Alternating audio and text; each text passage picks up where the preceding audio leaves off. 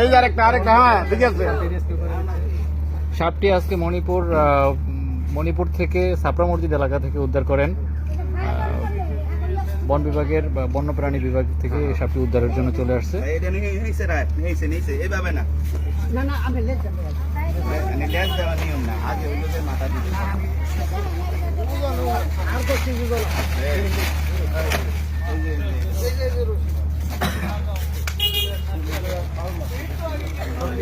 আচ্ছা, আমরা একটা জিনিস জানবো ভাই, এই সাপটির নাম কি সেটা বলেন। এটা হইলো অজগর সাপ, ইংলিশে বলে মানে বার্মিজ পাইথন।